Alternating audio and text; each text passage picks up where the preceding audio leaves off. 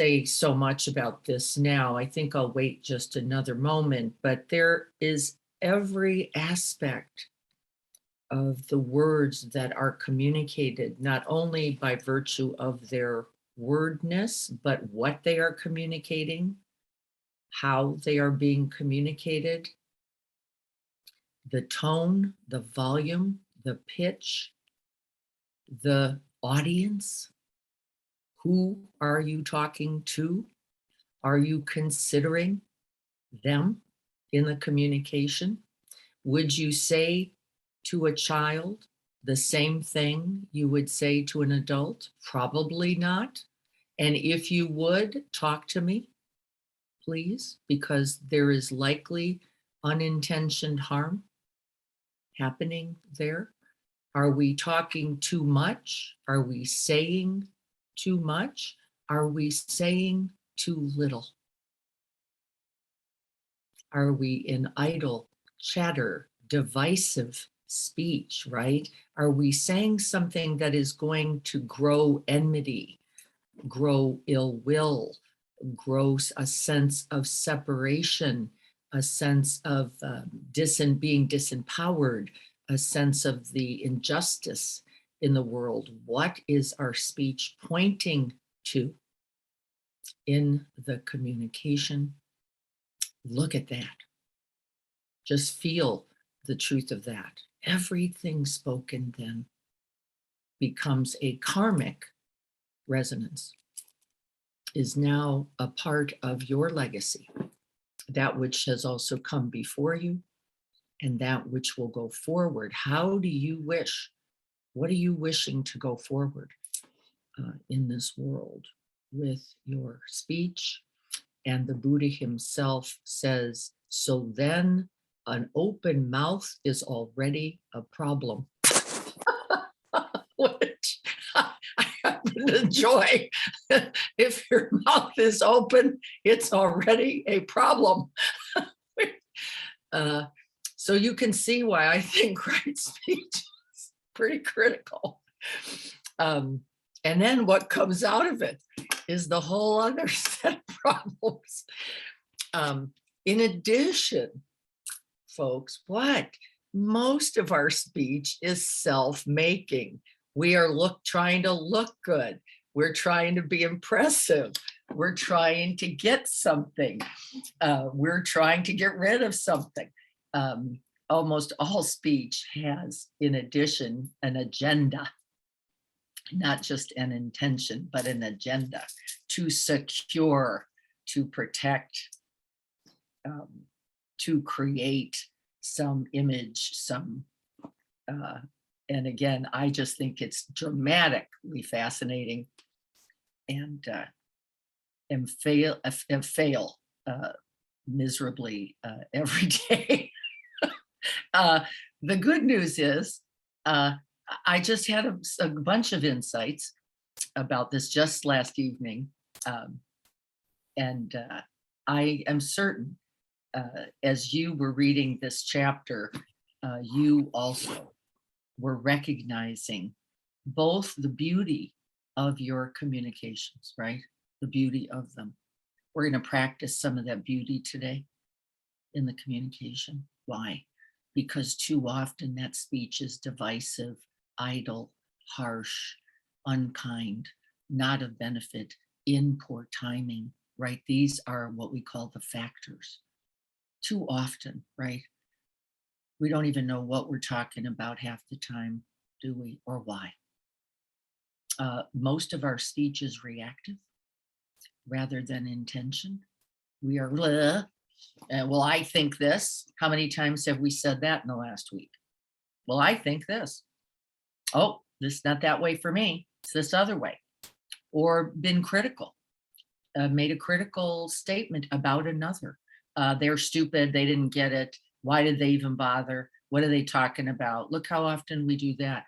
And we do that as practitioners who are working hard, all of us here and those around us. We're working hard to do this correctly, aren't we? And yet, right, there's the habit formations right out of the mouth. And so we're going to see if we can investigate that. We've got a lot of chapter. We're going to get to that pretty quickly today because the chapter is so big. And it is really these 5 essential factors. I will name them again later. But I thought we would just practice being in the experience of language. I'm going to ask all of you to participate with me today. So I want you to stay close enough to your device that at some point in the meditation,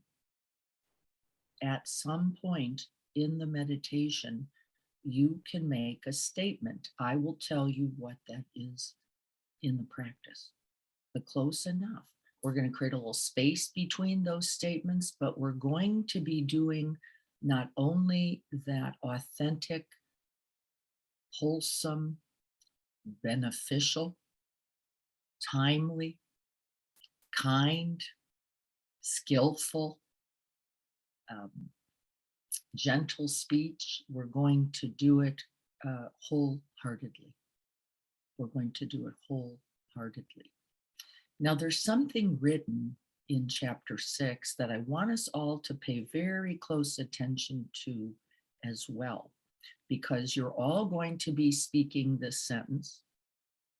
What I want you to watch is that you do not turn your words into theater. That you do not turn your words into theater. What do I mean by that? It's very easy to do. And as a person who speaks a lot, I have had to work against that much of my life. Not to turn the words into theater. What do I mean? Anybody with an idea, say it out loud. Showboating. Drama. Drama, showboating, being impressive, making a self, looking good, sounding good, being in right theater. How to speak the truth, how to speak it. And remember the Buddha again, he talks about things not in their affirmatives. He talks about what it is not, leaving infinite space for what it is. That's why he does it. Not to be negative, which can often be misunderstood, but so that you know, if I follow the non-divisive, non-harsh, not idle, right? Not that you know there's a lot of room over here then for the possibilities of right speech. But be watchful in making your sentence, in speaking your sentence. We're going to be paying attention, just as Gregory Kramer has asked that we do, not only to the words themselves. You're going to be paying attention in this practice to what's coming before the words. How is the body right now? What is the intention prior to speaking the words? What are you thinking? Because I want you to know something. We are so sensitive, Gregory says, as did the Buddha, that you are communicating infinite information with simple words. And this sentence is very, very short. So it's not a lot of words. It isn't right. And doesn't have to be dramatic. It doesn't have to be, it's just from this wholeheartedness. How do you make contact with that? And then we'll look at the chapter. Okay. So let's prepare to sit. I'm going to see if I can find, I want you to listen to the words of this for a reason. These are very simple words. Nothing about them. They're not flashy. They're not big. They're not impressive. They're just, but I want you to sit with them. Just let them resonate through. You don't need to read it. Just listening would be good. And I want you to see the impact of these very ordinary words on your own heart mind. So let's prepare to sit. Finding an upright, alert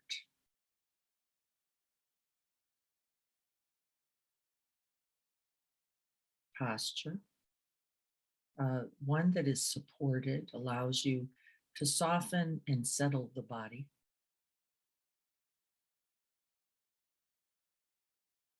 Making contact with the earth. And see if you can really sense the reality of being held by the earth right now. Your first mother.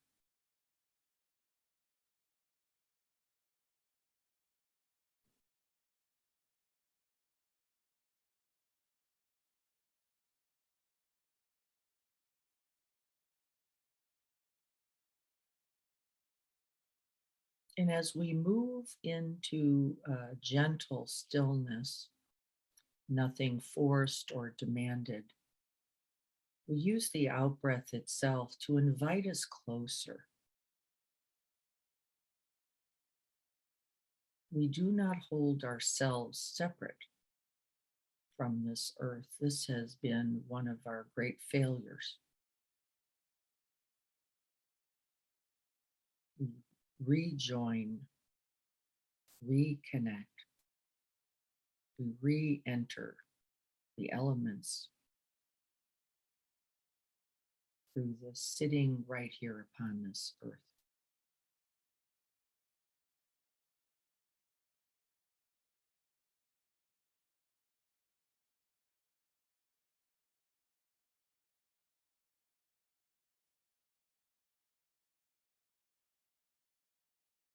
And feel the sense of the body as you're sitting.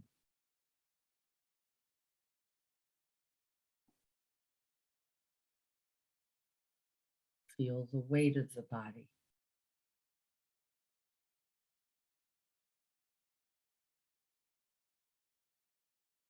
The sense of solidity.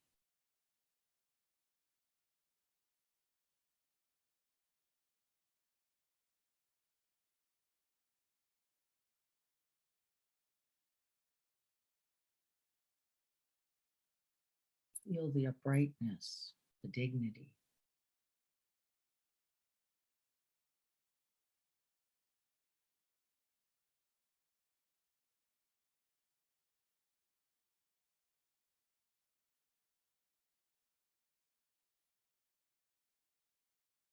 And then as we come into the front of the body,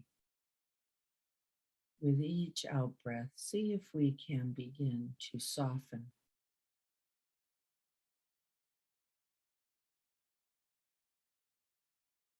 To let go.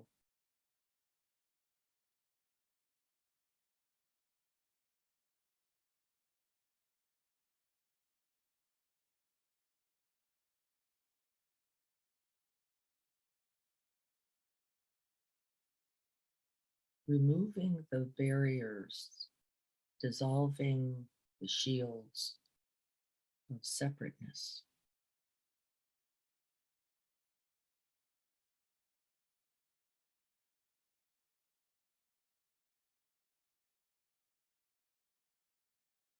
Let yourself be in contact.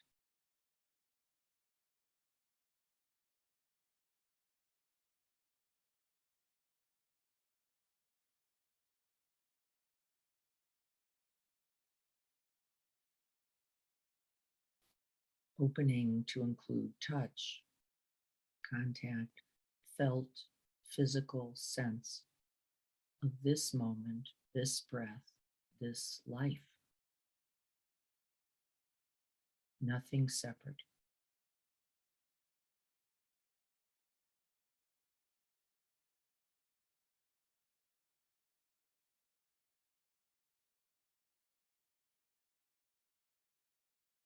You are the earth, and the earth is you.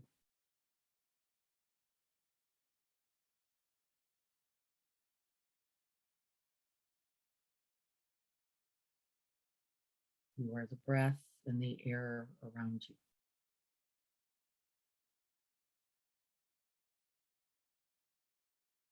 You are the heat and light and space.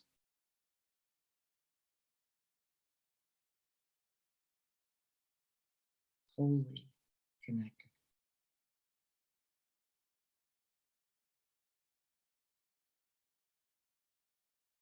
Wake up.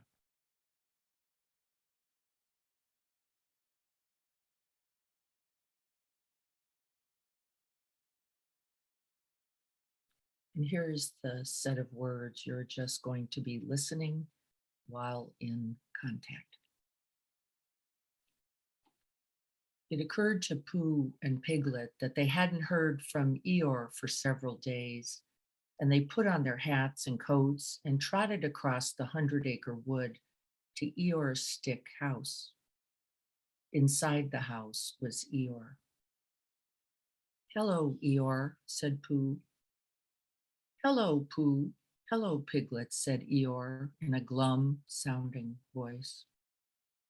"We just thought we'd check in on you," said Piglet, "because we hadn't heard from you, and so we wanted to know if you were okay." Eeyore was silent for a moment. "Am I okay?" he asked eventually. "Well, I don't know, to be honest. Are any of us really okay?" That's what I ask myself. "All I can tell you, Pooh and Piglet, is that right now I feel really rather sad and alone and not much fun to be around at all, which is why I haven't bothered you, because you wouldn't want to waste your time hanging out with someone who is sad and alone and not much fun to be around at all, would you now?" Pooh looked at Piglet and Piglet looked at Pooh, and they both sat down, one on either side of Eeyore in his stick house. Eeyore looked at them in surprise. "What are you doing?" "We're sitting here with you," said Pooh, "because we are your friends. And true friends don't care if someone is feeling sad or alone or not much fun to be around at all. True friends are there for you anyway. And so here we are." "Oh," said Eeyore. "Oh." And the three of them sat there in silence. And while Pooh and Piglet said nothing at all, somehow, almost imperceptibly, Eeyore started to feel a very tiny little bit better.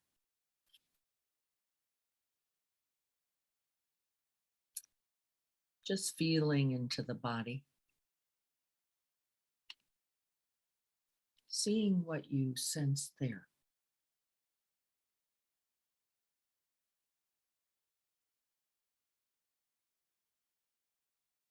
Breathe it into contact. Stay close and move closer. Where in the body did those words resonate? Just feeling that physical experience.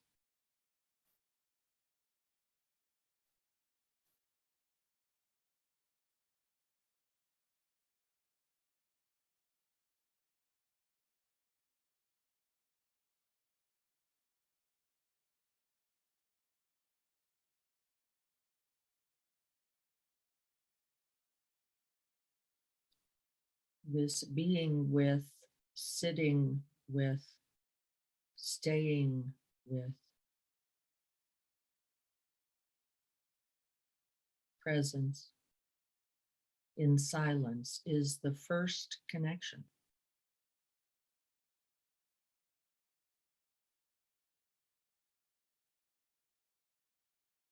offer this now to yourself.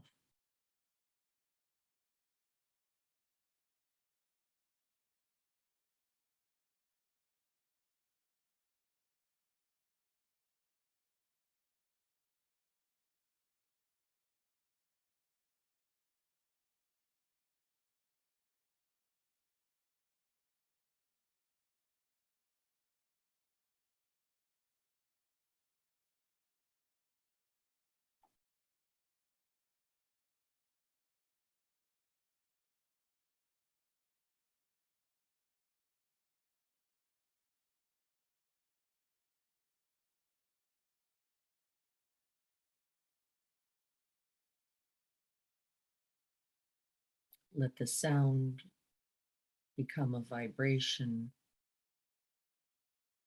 Let it touch the ear. Let it be known by the ear consciousness, and let it be felt.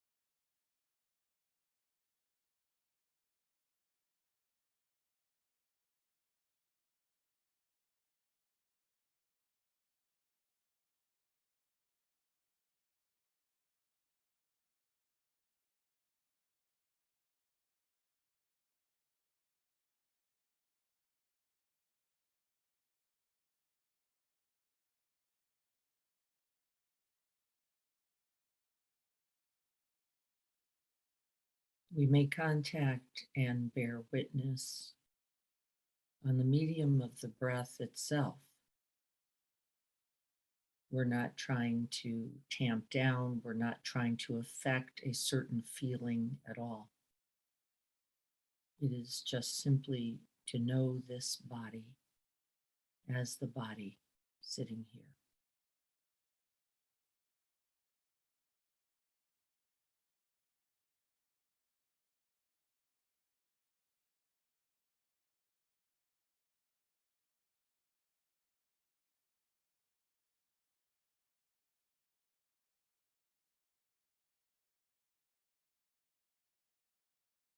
To know this breath as the breath of this present moment.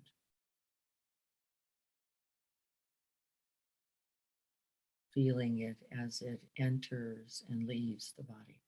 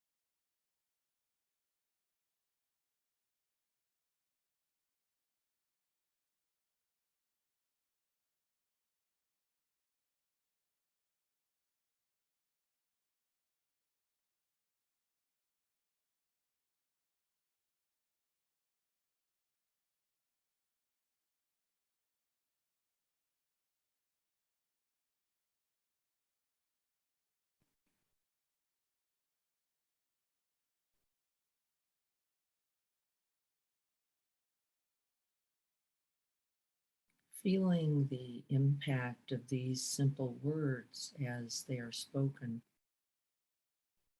letting them resonate through the whole mind, body, being.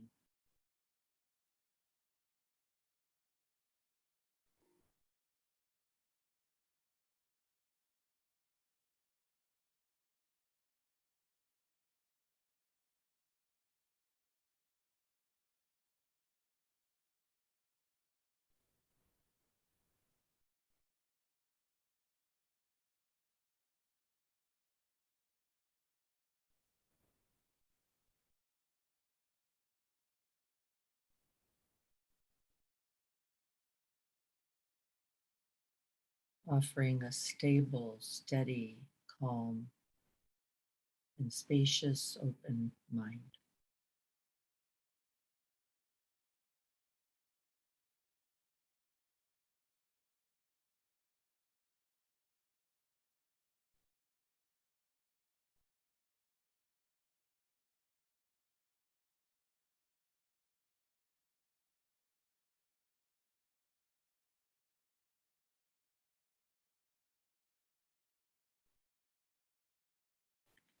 And then I'm going to be offering three possible sentences. Uh, they are said to be the most important three that can be spoken. This is not to put greater importance on them. I'd like you to pick one, and whenever you're ready, you're just going to come on unmute and offer one of those phrases. Watching for the increase in heart rate, the tightening of the body, and we're going to be exploring what happens even before we speak. So, just with the idea of unmuting, just feeling into that effect. I noticed a just immediate jump in my heart rate, already thinking about what I'm going to say. And I'm seeing if I can't just get back to the breath here.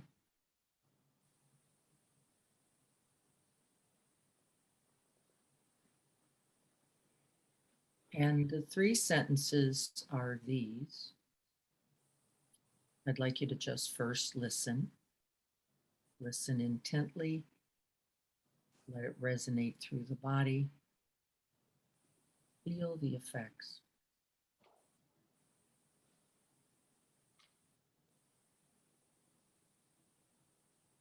Thank you.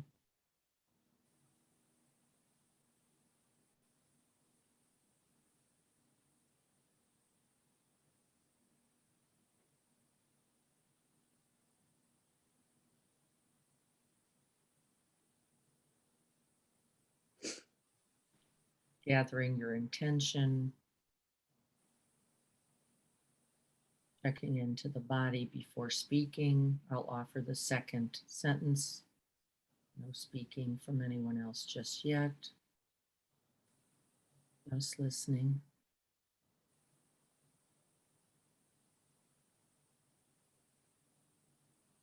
I love you.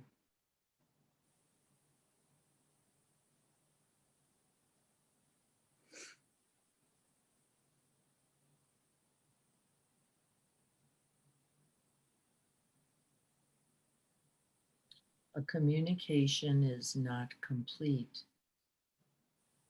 until it is fully heard.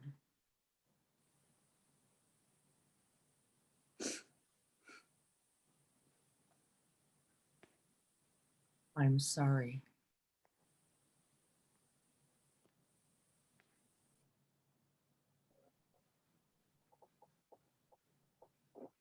You're going to see now which one of those resonates for you, which one you would like to offer.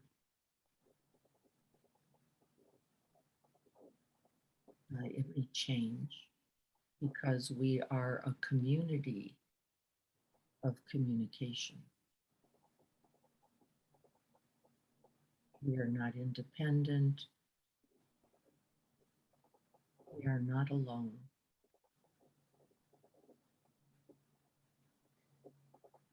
Whatever you offer will be held for a few breaths by the Sangha.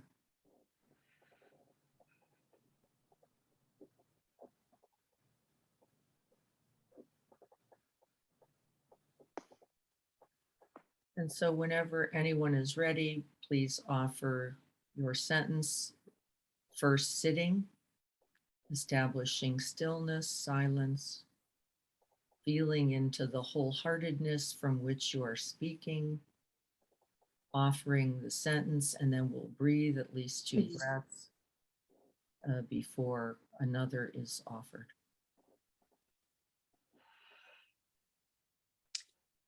I love you.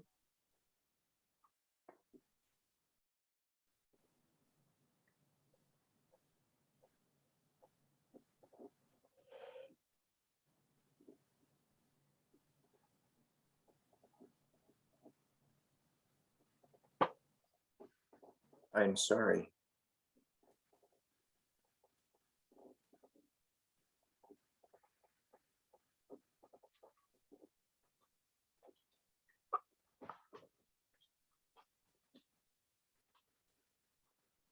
I love you.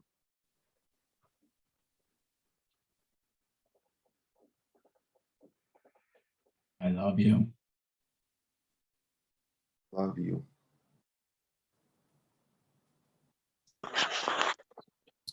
Thank you.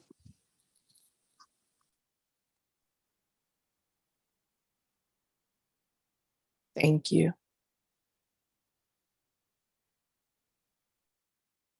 Communication is not until it's really heard.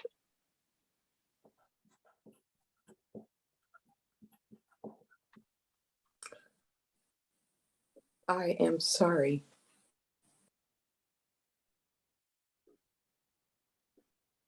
Communication is not complete until it's really heard.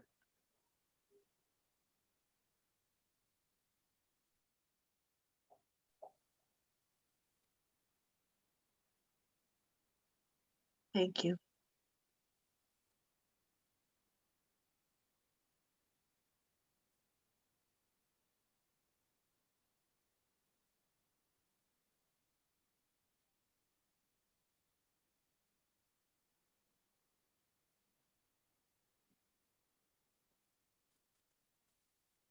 I love you.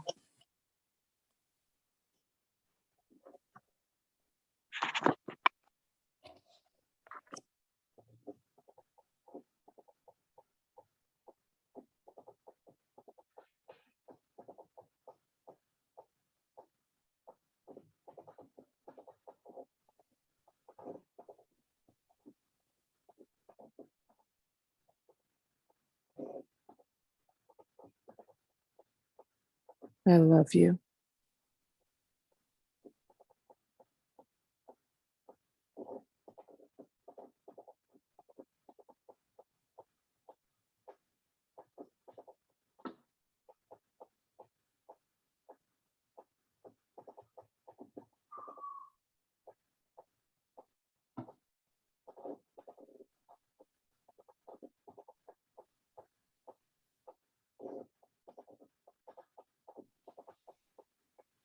Thank you.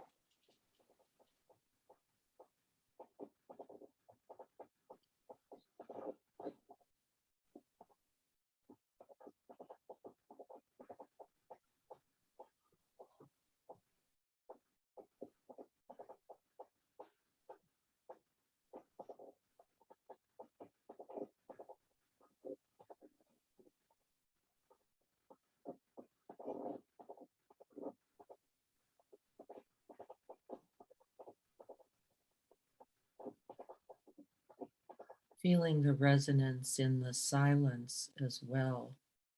When the words have ended, the communication continues.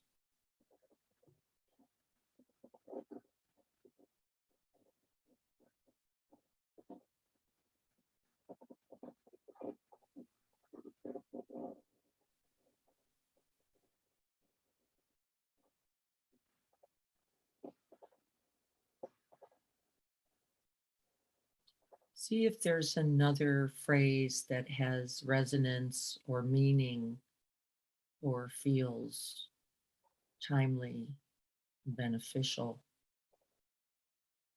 gentle, and kind.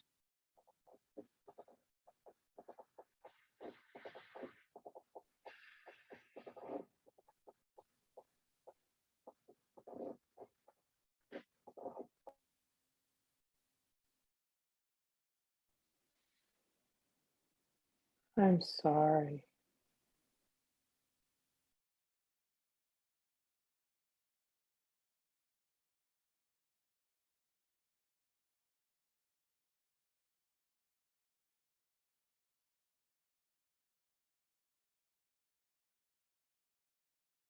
Thank you.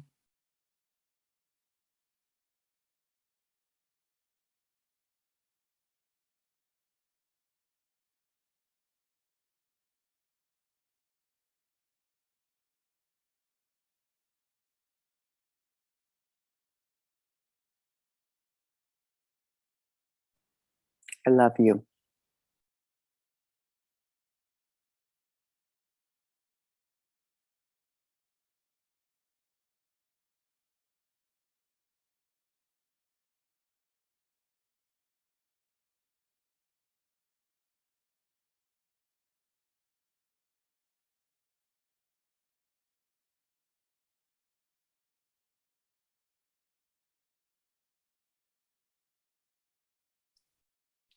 Wisdom of vulnerability.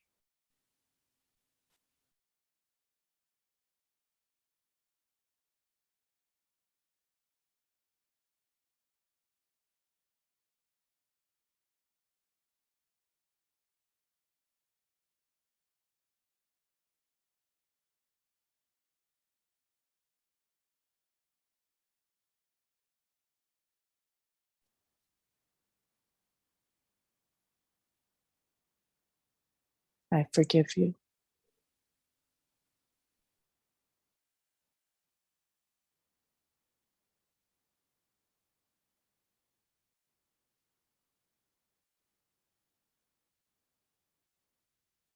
I'm sorry.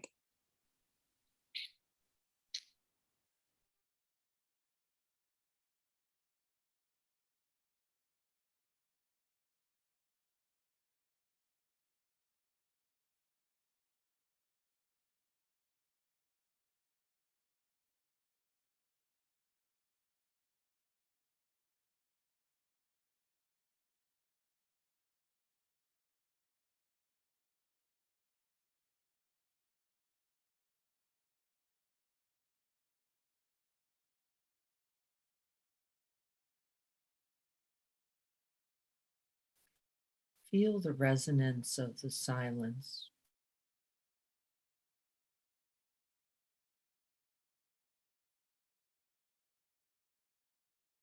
Breathe it in.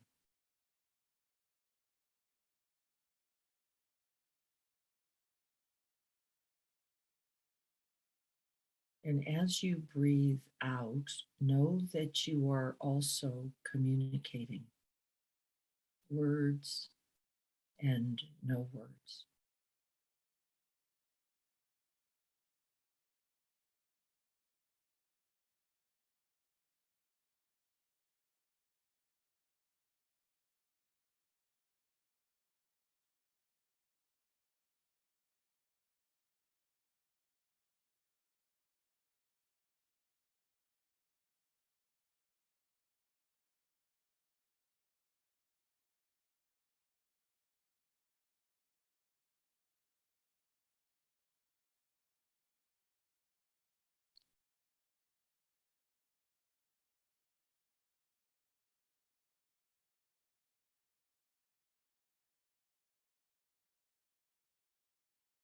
I'd like everyone to unmute.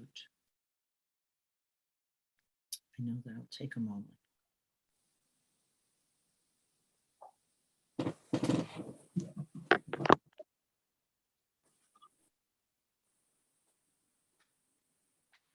And just find yourself one more time in a moment of stillness.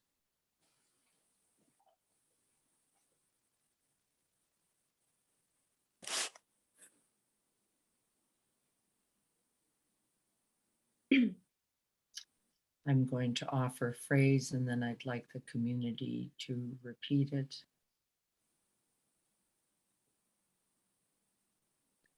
Feeling into the body once again with these simple instructions. Feeling the humanness, the vulnerability, the connection, the fear, the uncertainty, the self-consciousness, whatever's there.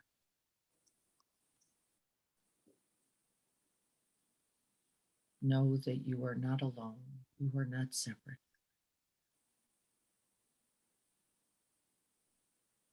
Thank you. Thank you. Thank you. Thank you. Thank you. Thank you. Thank you.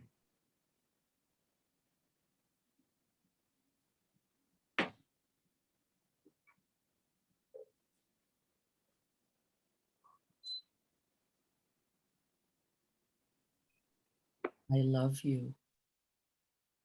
Love you. I love you. I love you. I love you.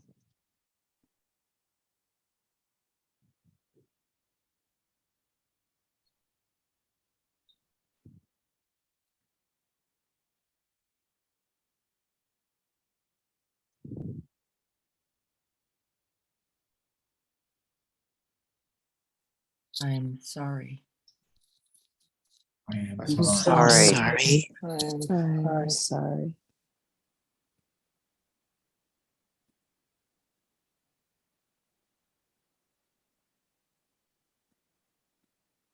Breathing it in.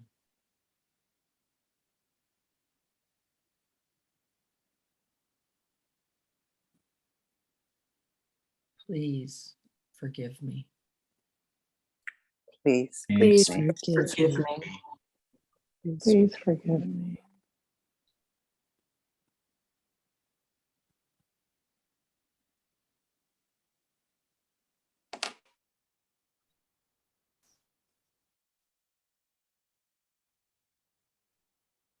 And with these final moments, sending these phrases out to those for whom we have this wish, for whom we are making this offering.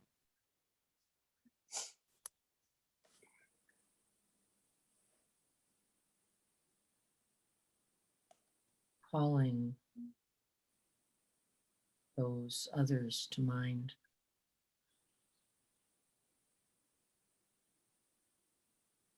And in this wholeheartedness, know that the resonance is there.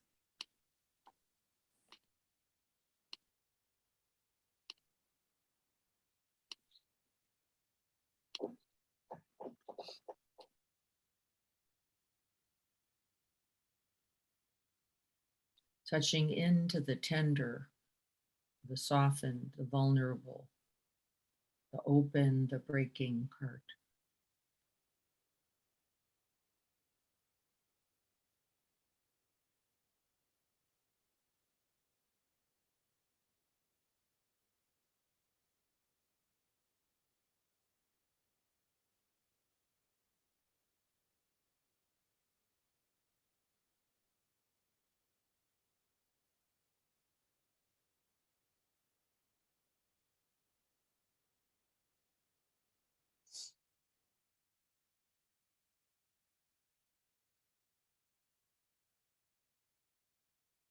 May we all be free from affliction and its armor.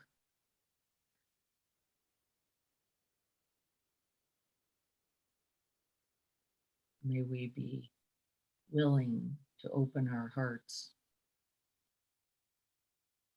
to ourselves and each other.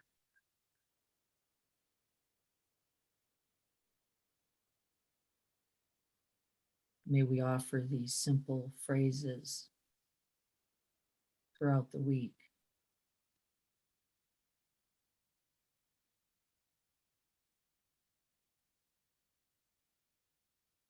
May we be wholehearted in our speech, and in our listening.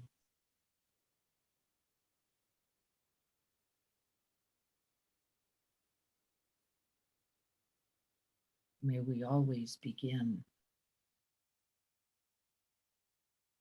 from silence.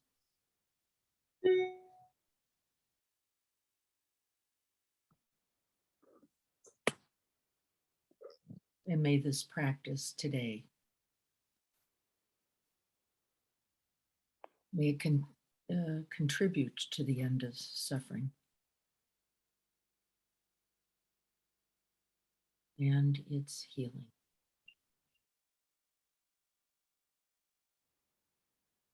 May our words be healing,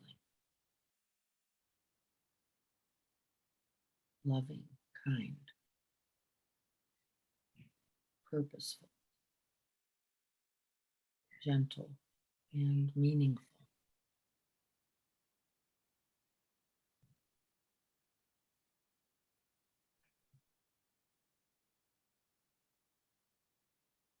May it be so.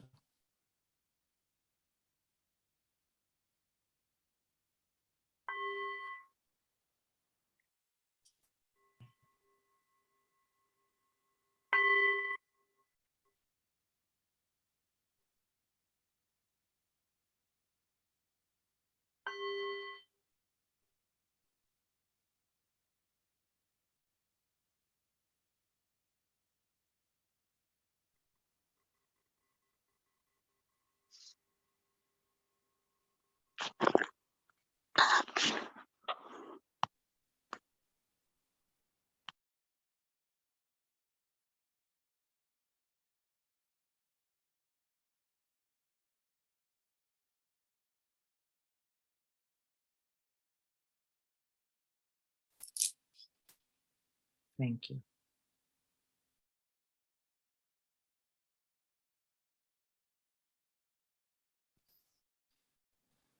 I love you. Yeah, go ahead. Love you. I want to stay in that open-heartedness because that's the place from which all right speech comes, doesn't it? It does. And don't you notice what I notice, which is that there's not so many words then,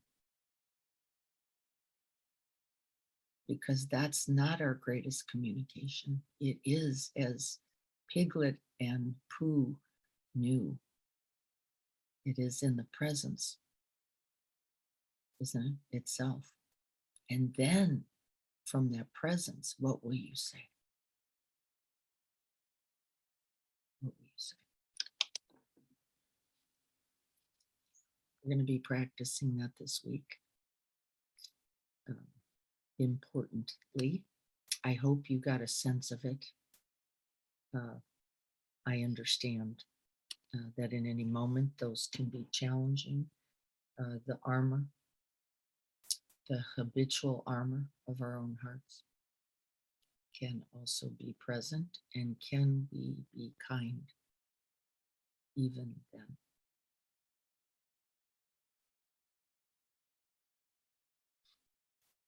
So, yeah, the Tao of Pooh, exactly right. There is no right speech without right intention.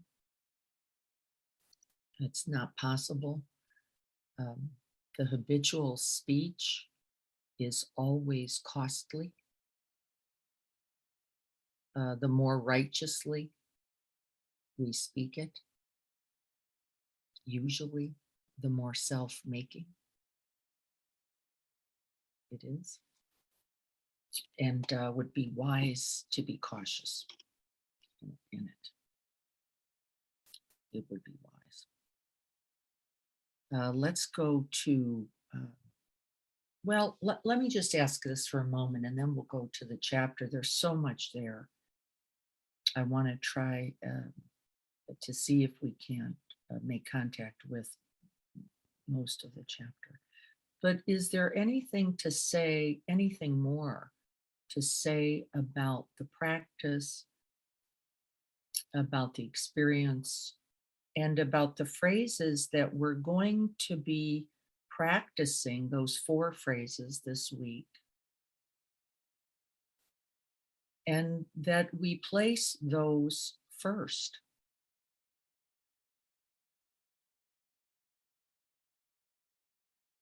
That we place those first. Is there anything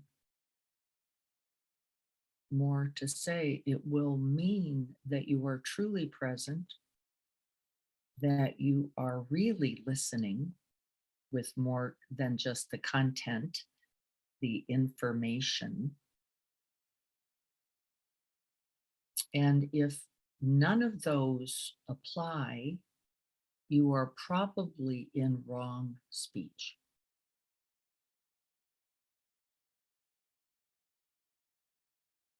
If none apply, like, I don't know what to say to that. You might try saying nothing. How about that? You know, Di, this is Chris. I just want to say, I think for all the time I've spent with you, that, this chapter, this book has probably been the most transformative for me. When I think about the life I've lived, really just the habits around kind of the wrong view, and what this has opened my mind up to, and the apologies I'd like to make for a lifetime of all the damaging things that I've said to others, but you can't take those words back. But yeah, I tend to be a bit of a talker and a storyteller, all of it self-making, right? And none of it, I think, serving others very well, other than to kind of put myself on the stage of the silly life I've lived and realizing that I don't want to be on that stage anymore. And truly just the beautiful sound of silence. And that's a very difficult thing for me. Even sharing these comments with the Sangha, I feel like I put myself on stage to say something kind of cool, but this, thank you, because this really does resonate, for me. Thank you all. Thank you, because I feel very similarly. So I really know what you're saying. And there is a lot of forgiveness too, Chris. I think we have to offer ourselves as we are learning, don't we? This compassion we have to extend to ourselves for the recognition that as we are learning, we realize that we have caused harm, not just to others. It isn't even there. The harm that's been caused to me, the love I have not been open to, right? The fear I have not been willing to acknowledge, the vulnerability, right? That we are not willing to open. And the consequence of that, right? I understand very much. I feel that deeply. And I think we all do. I want us all to know that we're all very naturally going to fall, I think, into the tendency now. And I want us to be so cautious and so loving to ourselves, to go into judgment, into harshness, into criticism, into devaluing, right? This will be no improvement. It will just be an extension of the already existing habits that we have. Can I be loving towards myself, compassionate towards myself, and truly be sorry, not only for others, but myself? In all of the propagation of aggression, ill will, hatred, separation, needing to be right, needing to be seen, needing, really sucking it out of another with speech and listening or the lack thereof. Right. And we're all there, Chris.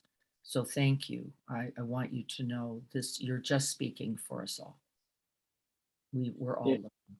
It's interesting, Diana, when I think about the spoken words, that I've said over the course of my lifetime, it's nothing compared to, it's really just a reflection of the really effed up, internal That's right. dialogue, and kind of trying to recognize that. And it's the internal speech that's actually probably been most damaging, for me, the habits, the mind, and just that constant spin, and trying to get that more manageable. Thank you. Me too. Me too. Thank you. Thank you all. I love you. Let's go to the chapter and take a look at that. We're just going to see, right, infinite validation. I'm going to start here on what looks like, I can't see a page number, unfortunately, so I apologize. See if you can just follow along here. I'm going to step back one. The karmic power of speech is the heading in chapter 6.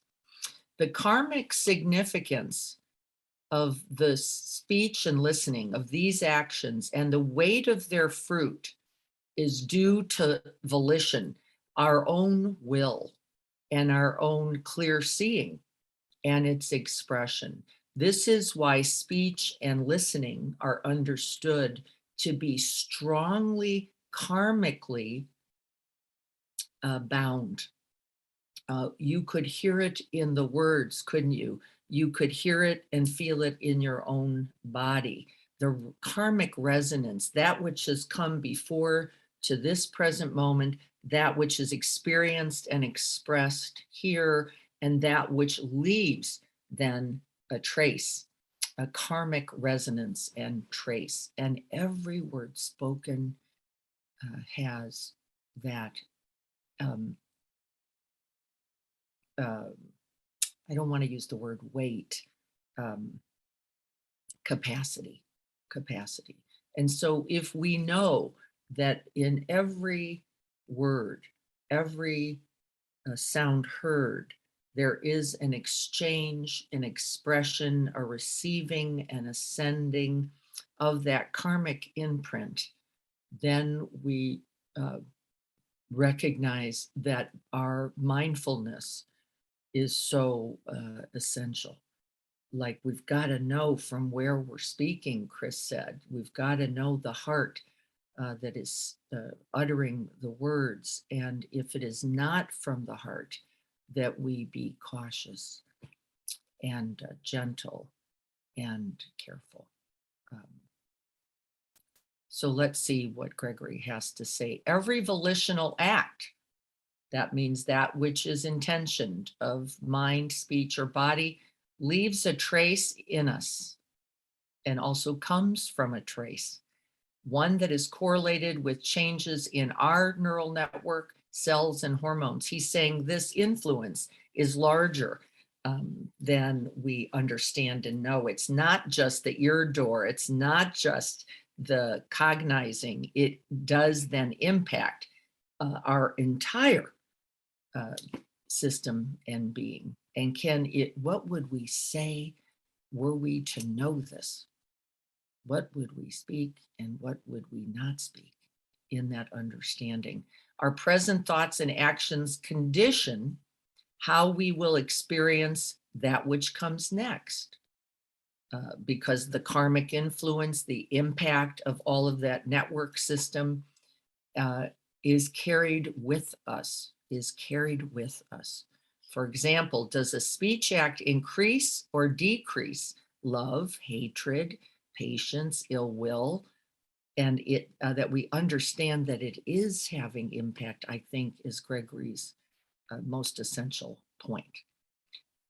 What Chris said earlier, internal speech, all the thoughts that are propagated give form through our speech and have staying power to what might otherwise have been a simple passing object, just phenomenon passing by, but something in us, that karmic trace and influence, grabs that particular thought and is significant enough, self-making enough, that we then let it take form. We let it manifest in the world and to others, right?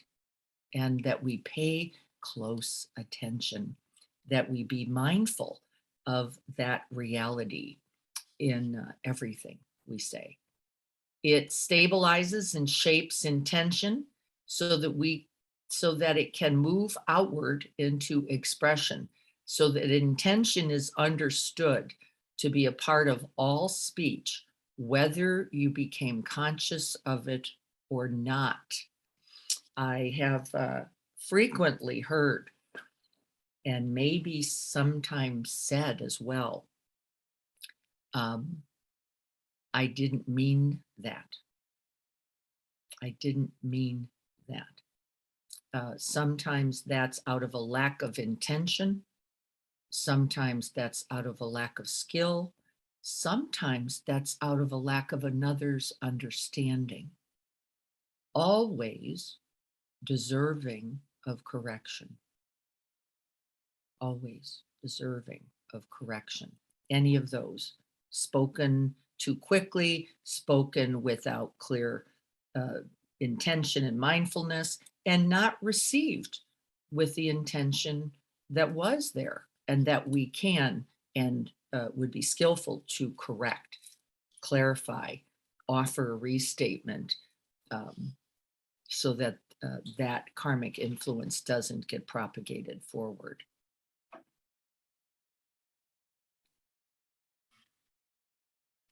My husband just poked his head in to say, I love you. And I was hesitating to say, I love you back. So I'm going to scream it at him. I love you too. That needed to be said. My words can incite hatred or action for justice. It has both potential to be wholesome and unwholesome, skillful and unskillful. Language can bind us together in collective selfishness, right? Haven't we done that? Saying to the other, yeah, let's not, or yeah, they're something or other, and that we have cultivated a collective harm beyond just our own words. We have it has gained momentum, influence and impact, and others have been bound in it as well. And that we are mindful of that, as well as forgiving of ourselves and compassionate with ourselves around our unskillful speech. We are unskillful until we see clearly. And in the moment of seeing clearly, the very first act that comes along with that wisdom must be compassion. Must be compassion. Not then the new action, but recognizing the pain that we were in, the unskillfulness by our virtue of our own modeling, our own karmic influences, and our learning, and understand that today, this moment, and everyone going forward will be better.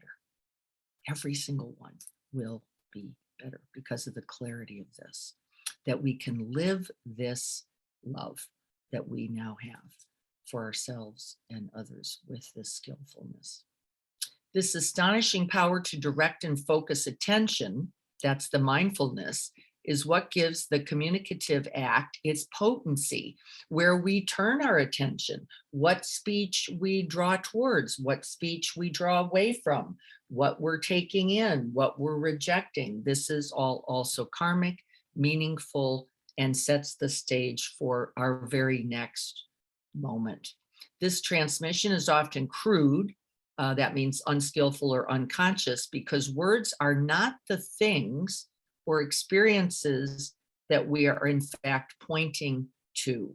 The words themselves are mere attempts at capturing some experience or some reality. They are not actually the thing, just like a thought is not the thing. The languaging around the thing is also not the thing.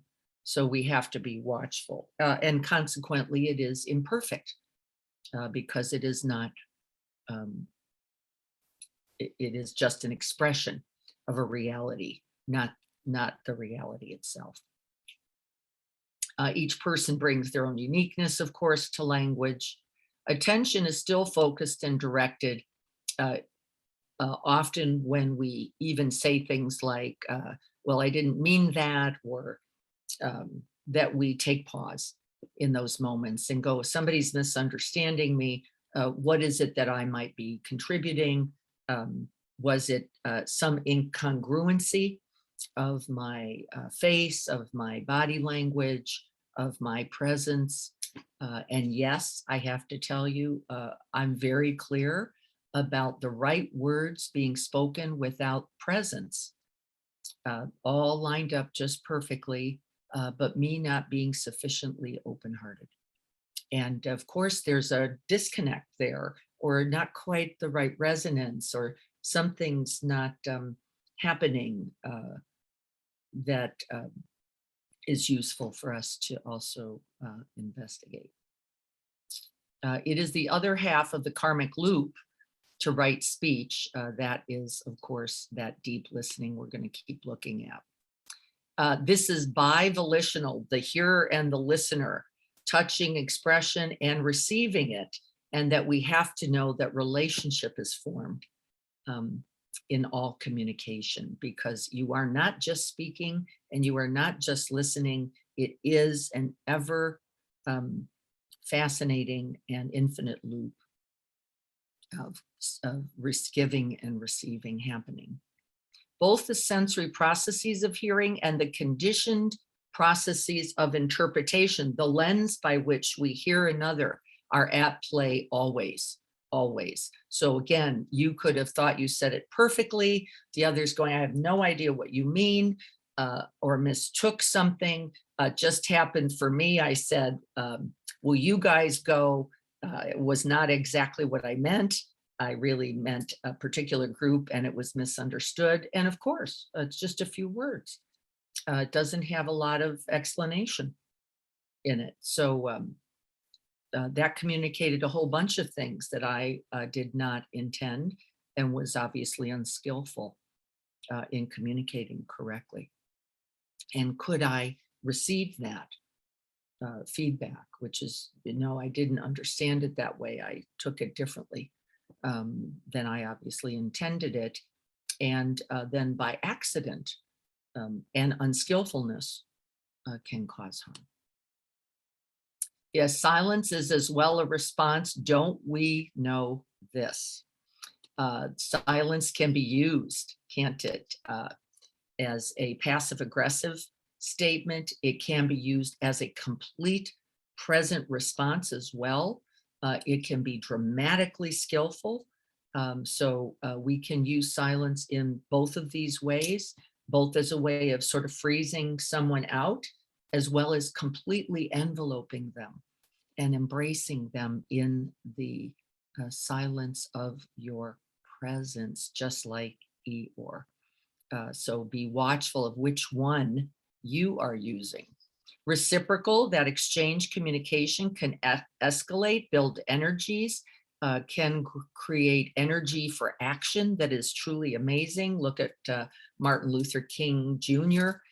His speech and language was activating an entire country one way or another, right? And the skillfulness of that, and the wholeheartedness from which he spoke, right? So touching, really resonating for the whole country.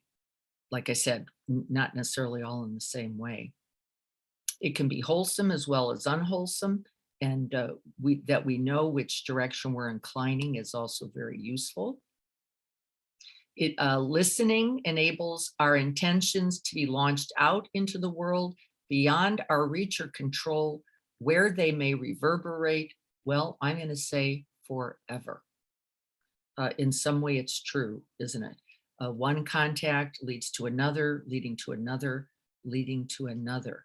So our speech is never trivial because it all has that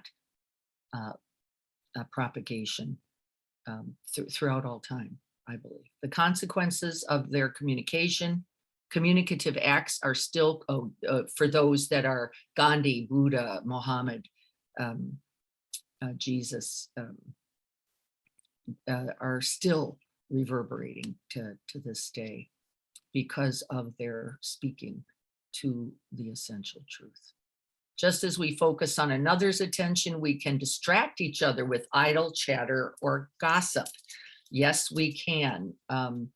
I notice I have recently, probably in the last couple years, struggled with idle chatter and have had some aversion, which is, by the way, no improvement in communication. But I have been investigating that myself, and what's my most loving response in the face of that? And the answer is I don't know. I'm working on it. The effects of acts of communication merge with the effects of other communication and become a symphony. Become its own collective reality. We know this, mobs, right? One shout leads to another shout, leads to aggression, leads to violence.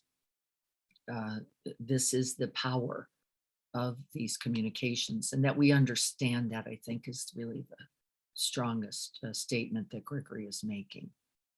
He points out that speech is an outflow of the most primary process of perceiving the world. The Buddha said himself that speech is really a reflection of our view, and that the thought that comes from it is also a reflection of our view, and that speech makes it manifest.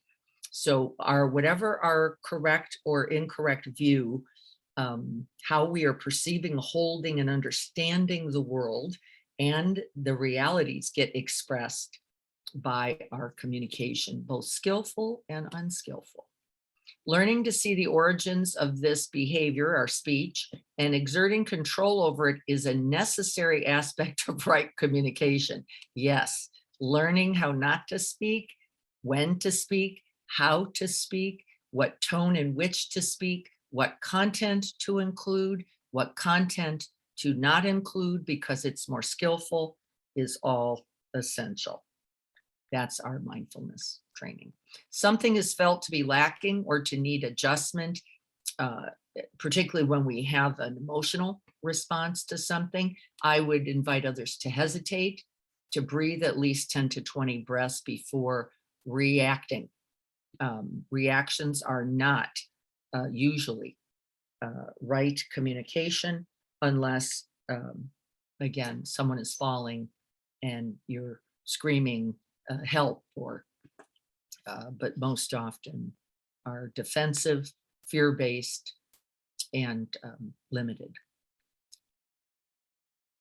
There's motivation in all of our speech, of course. There's intention, even happening before we utter the sounds. I asked you to sit with that.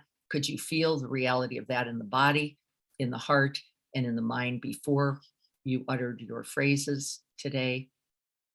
When the speech enters the world, again, he's just speaking to this gigantic influence and impact. This is from the Buddha. First one applies thought, and so, this is from the Nun. First one applies thought and sustains thought. First you pick it, right view leads to right thought, and then from thought one breaks into speech, and that then carries that vibration, hopefully that wholesomeness, that wholeheartedness forward. Impulses to harmful speech can be intercepted at several points along, either in understanding that the view is limited, understanding that the thoughts are self-making or creating other, and then the beneficial speech that we can make from that, even in the recognition, can be things like, oh, I'm sorry, I didn't understand you correctly. Please forgive me for my reaction to something that you said without understanding. And that we're going to be practicing those extensively. The thought from which words spring begins in the tension of the emotional urge to speak. Anybody recognize that urgency? Kind of like blah, like gotta be said. That's usually a call to pause. I will tell you. If it's just blah, gotta say it, be watchful of that, because often that comes from that limbic system, that brainstem, and is often reactive rather than responsive.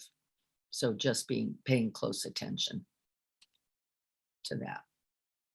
Attention in the speaking, in this urgency, can be, I think it's almost always an indicator of suffering. And often coming from fear, pain, and then the emotion of anger. I think watching for that is very skillful. The music of the voice, I talked about that last week. Can we hear the song, the music of the heart, not only the words?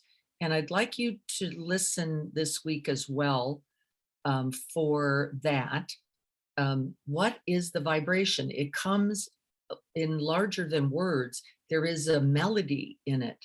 There is a vibrancy. There is a tone in it.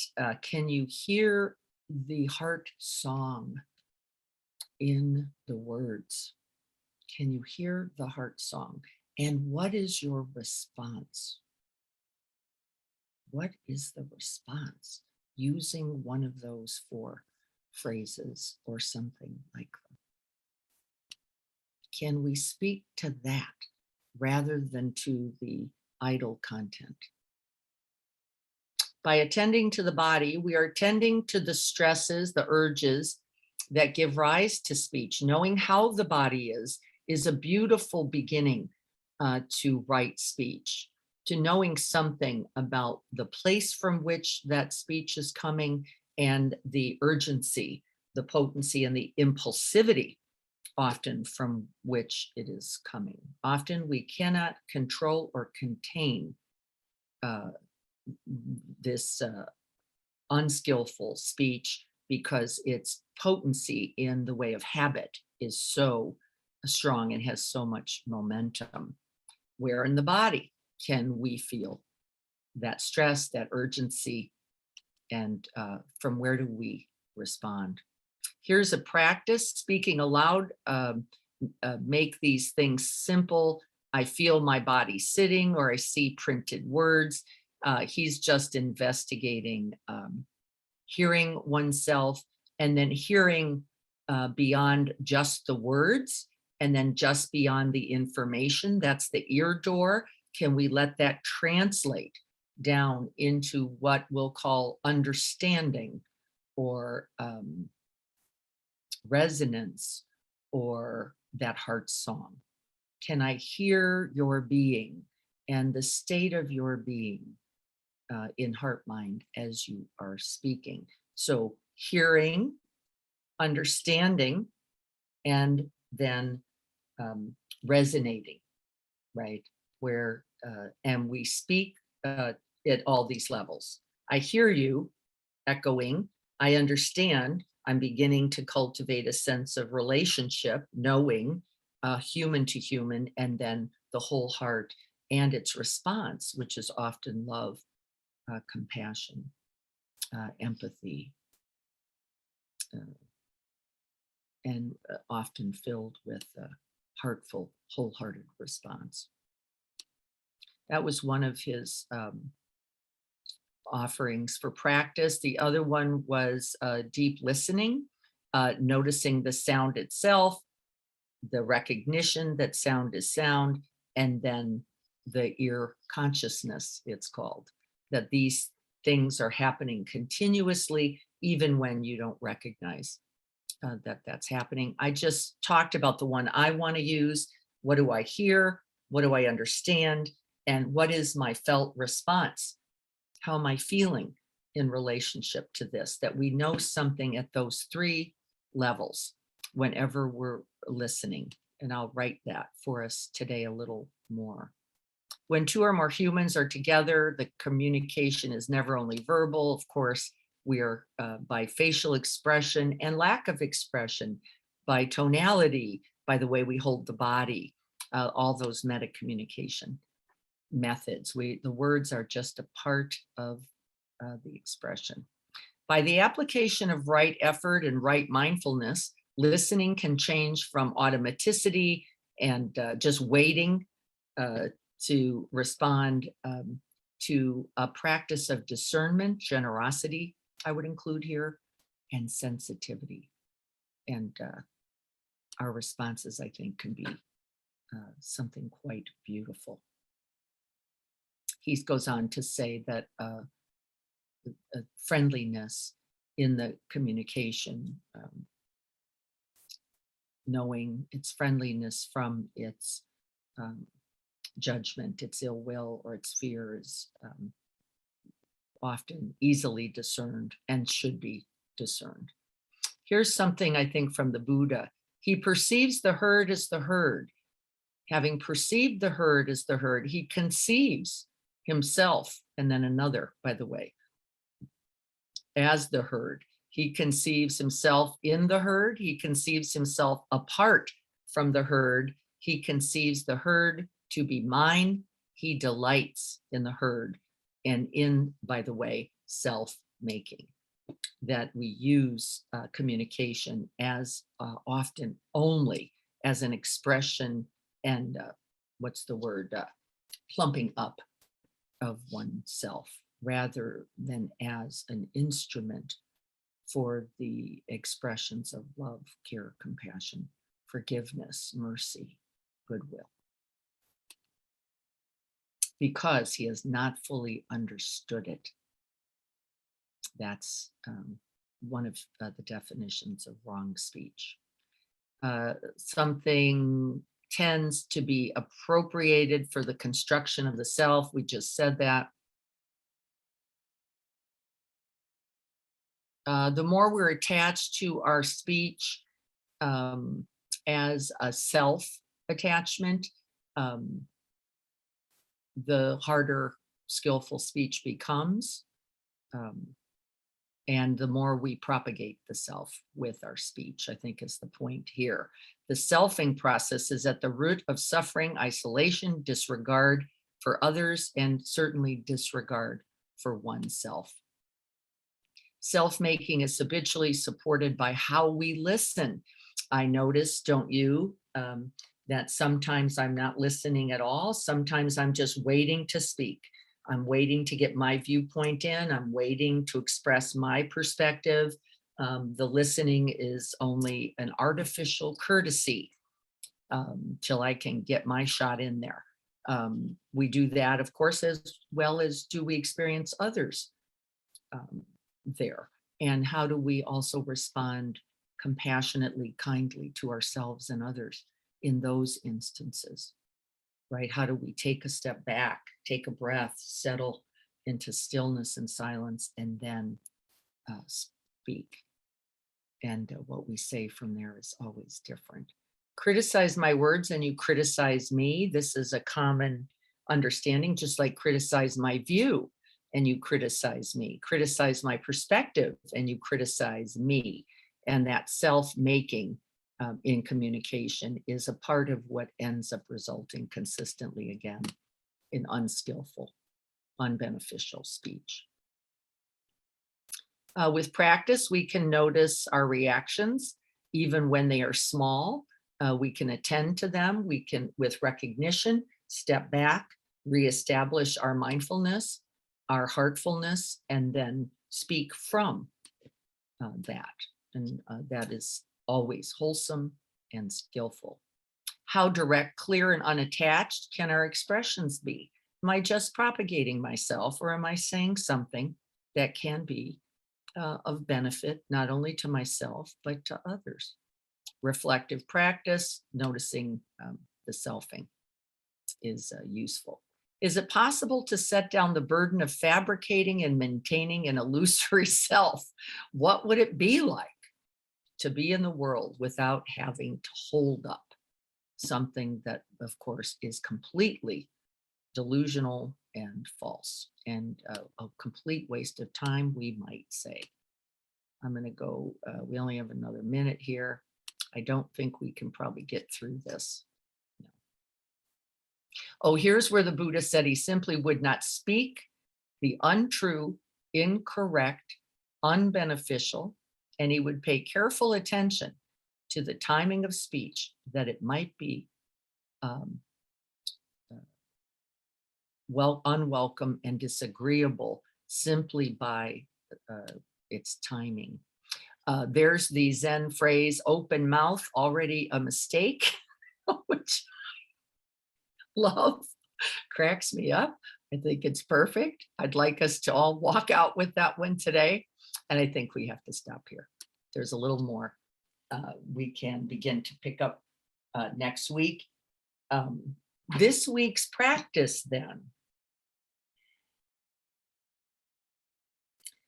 in stabilizing and calming one's own being, that we use those 4 phrases or ones like them as the beginning of making contact with more than the content, but with the whole of one's communication. We can say things, I think, like, I'm sensing this, I'm wondering this. We can make compassionate guesses. You're sounding distressed. Is something wrong? All of these ways of inquiry with another are always understood to be skillful. Always understood to be skillful. The desire to know more, to make contact, to understand more completely in that beautiful listening, and then in the speaking, can we speak to that, not to the 1-inch screw discussion, but to the, it sounds like you're really feeling proud and good about the project, right, that you've just completed. And then we can move the discussion deeper into a more significant felt sense. And the practice this week is to see if we can't, in deep listening, begin to respond from one's heart to another. Last week, we were looking at that I pronoun. This one, in this instance, that is not understood to be a problem, because we are eyeing in reflection. We're reflecting, I understand, I'm making contact with you. And that is towards complete connection, the opposite of separation, the I that separates versus the I that connects. We're going to look at that this week also. See if you don't notice that those 4 phrases and the genuine deep inquiry in communication with another, and then also sharing your own heart's song, right? I care about this. I'm sorry. I forgive you. That we're really communicating something essential at the heart's level, not so much about what we think, but how we are. Okay, I think we're just right here pretty close to our ending. I'm going to click this off now because I can't see anyone. That would be unfortunate. I will write this, keeping those 4 phrases in mind, keeping the word heart song, listening for your own and the other's heart song, making inquiry into that heart rather than just letting it be idle chatter. I wonder what's happening. I'm right. I wonder what you want me to know. Right? Because it's probably not about the size of the screw, is it? It's probably not about that at all. I want you to know I want to be of value. This is often what happens when somebody's talking about projects and what they did. They're wanting that, aren't they? I want to be seen as valuable, meaningful. And can we know that we, in fact, are the same? We are looking, aren't we, all for that? Can we do so without solidifying that self? Because in that self-making, we become separate. We are no longer in the exchange with the other. I look forward to this practice week with you. I'll send this recording for review as well as those instructions. And taking a breath. Thank you. I love you. I am sorry. Please forgive me. May we all be well. In all manner of thing and being be well.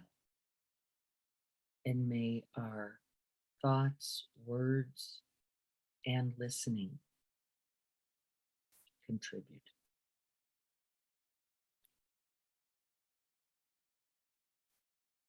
So be it.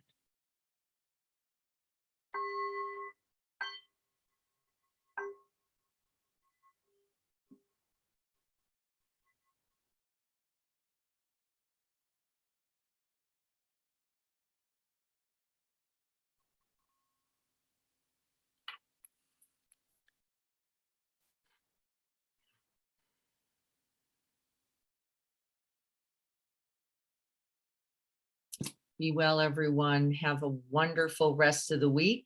This Saturday, we will not be meeting. We will not be doing Zoom. I don't have anyone to do it. We will be at Quest Haven. If you would like to join us just for an hour or so, please feel free to join us. We will be up there starting at 9 o'clock on the dot. And everyone is welcome, even for just the first initial time. It's beautiful. We will go right from a practice to a little movement, little walking around the 600 acres there. And so I hope that you can join us even for a little bit. If you're not registered, but you'd like to come even for a little show up, just let me know so that we make sure we have space to include you. I would love to see you all there, even if, like I said, it's just for our Sangha practice. How beautiful is that? Please feel free to join. And then I'll look forward to seeing you. Marilyn, probably not. I probably won't get to see you. Probably. I wish. I know. Wish. I'm not this Saturday. Hopefully another time soon, though. Yes, but thank you. This was a really, really powerful and timely practice for me. It helped me understand a lot of what you've been talking to me about privately in terms of why sometimes not speaking to someone is better than speaking to them because of all that we just said. And if we cannot speak the love, right, we can maybe just be it. Like, and just feel it. And poo. Just be there, sending it as best you can. Good for you. That takes a lot of restraint as well. This was very powerful. And I was amazed at just the phrase, I wrote this in the chat, and the intensity.